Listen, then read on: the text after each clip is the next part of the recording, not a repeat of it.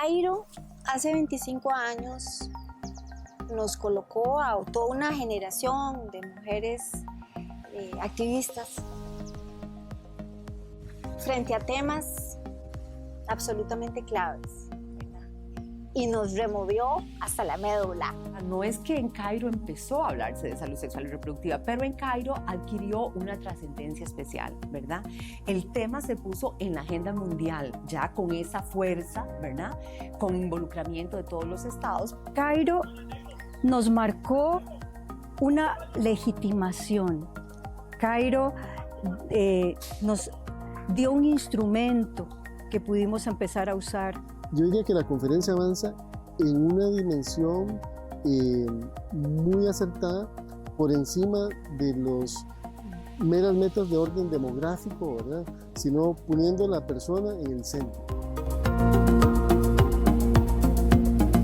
La misma conferencia del Cairo generó un gran debate. Hubo grupos que se opusieron radicalmente, oponiéndose a la agenda de los derechos sexuales y reproductivos y algunos de ellos oponiéndose directamente a los derechos de las mujeres. Podríamos decir que el clima de opinión en Costa Rica empezó, bueno, y al igual que en Centroamérica, empezó a moverse en una línea adversa al programa de acción de la conferencia. Entonces, la forma en que, digamos, se agita el ambiente o se vuelve convulso y se oscurece un poquito el panorama, es que se empieza a etiquetar el Cairo como una conferencia de corte abortista, cuando era un tema que no estaba realmente en el centro, ni mucho menos.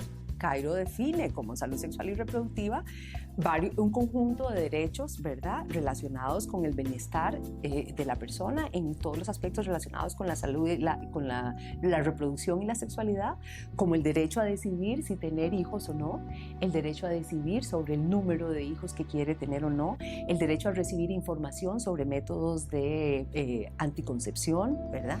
Esas realidades fueron el motivo por el cual mujeres de todo el mundo, y nosotras aquí en Centroamérica y en América Latina, sumando fuerza y sumando energía para decir en esa coyuntura, en ese año, a las Naciones Unidas, escuchen y actúen.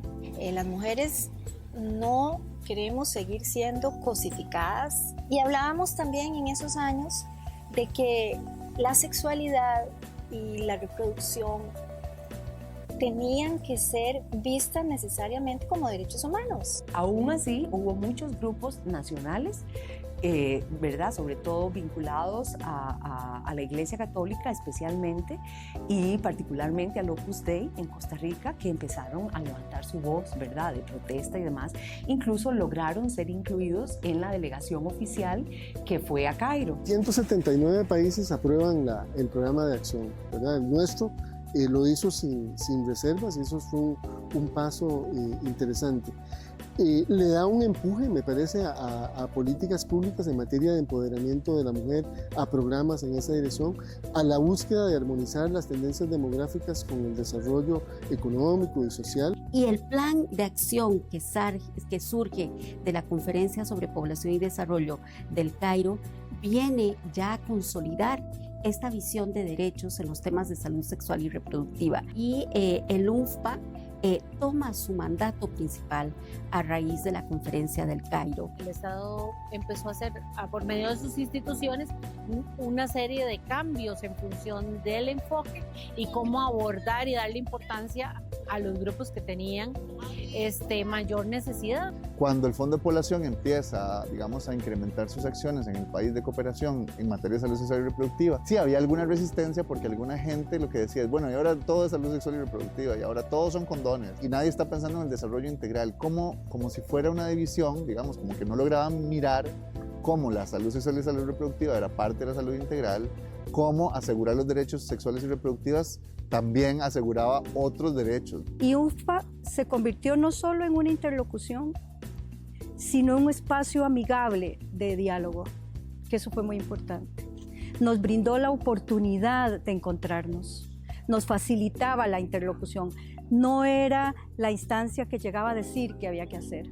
Y en el momento en que diferentes colectivos LGTBI, población con discapacidad, población migrante, población afro nos unimos y nos damos cuenta de que tenemos necesidades que son comunes, a pesar de que tenemos agendas de trabajo distintas, pero podemos encontrar caminos en común, ahí es donde se aprovecha mucho lo que es la interseccionalidad, ¿verdad? Para poder generar una mayor incidencia política, sobre todo en temas de salud sexual y reproductiva, en una época donde este tema en América Latina está teniendo tantos tropiezos en cuanto a desinformación.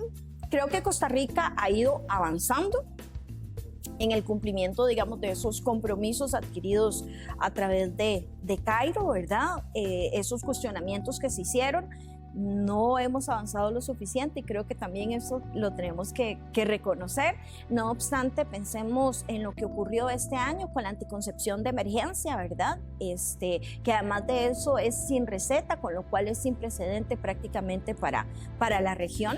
A pesar de que han pasado 25 años desde la conferencia del Cairo, ¿verdad? En realidad, aunque ha habido muchos cambios, sobre todo de empoderamiento de muchos grupos ¿verdad? En exigir sus derechos, todavía tenemos brechas importantes, ¿verdad? Yo creo que tenemos un desafío de afinar las estrategias que estamos utilizando para que sean más efectivas, ¿verdad? De poder llevar mejor información a la población. Ser críticos también, pero más que críticos y plantear demandas es qué podemos hacer gobierno, sociedad civil para trabajar en conjuntos. El mayor reto que tiene el país en este momento es no retroceder.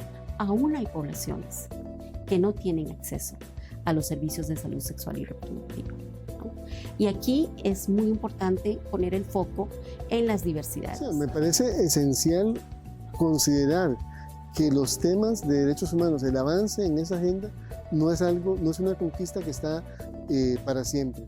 Por el contrario, se requiere el esfuerzo, el tesón, la lucha permanente, una actitud de vigilia y de profundización. 25 años después de la conferencia sobre población y desarrollo del Cairo, vamos a celebrar la cumbre de Nairobi, que nos va a posibilitar no solamente hacer un balance de lo logrado, sino especialmente de hablar de los retos que aún tenemos para lograr la agenda del Cairo, que sigue siendo una agenda absolutamente vigente.